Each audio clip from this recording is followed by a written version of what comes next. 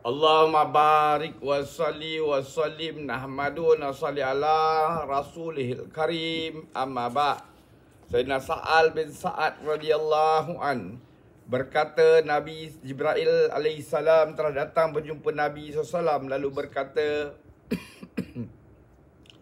wahai Muhammad, hiduplah seberapa lama yang kamu suka, kemudian sesungguhnya kamu akan mati juga. Buatlah apa-apa amalan yang kamu suka, kemudian sesungguhnya kamu akan dibalasi ke atas amalan kamu itu.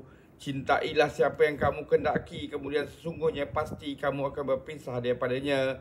Ketahuilah bahawa sesungguhnya kemuliaan orang mukmin ialah dalam solat tahajud, dan kehormatan serta ketinggiannya dalam sifat istighnanya daripada manusia. Tabarani targhib. Istighna bermaksud sifat kaya hati, tidak berharap dan tidak meminta kepada makhluk.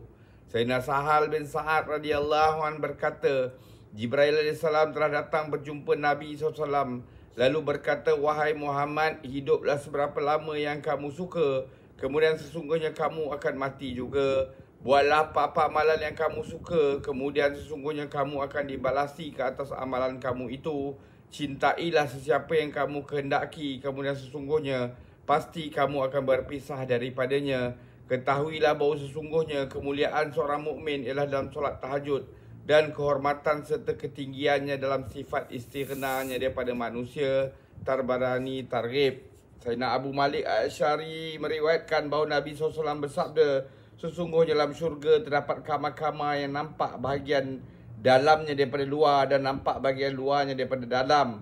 Allah SWT menyediakan kamar-kamar itu untuk orang yang suka memberi makan kepada orang lain, menyebarkan salam dan bangun mengerjakan solat tahajud sedangkan orang lain tidur.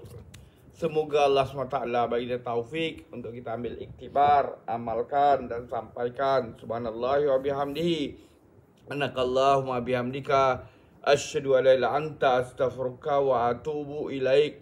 Subhana rabbika rabbil izzati amma yasifun, wa salamun al mursalin, walhamdulillahi rabbil alamin. Takabbalallah.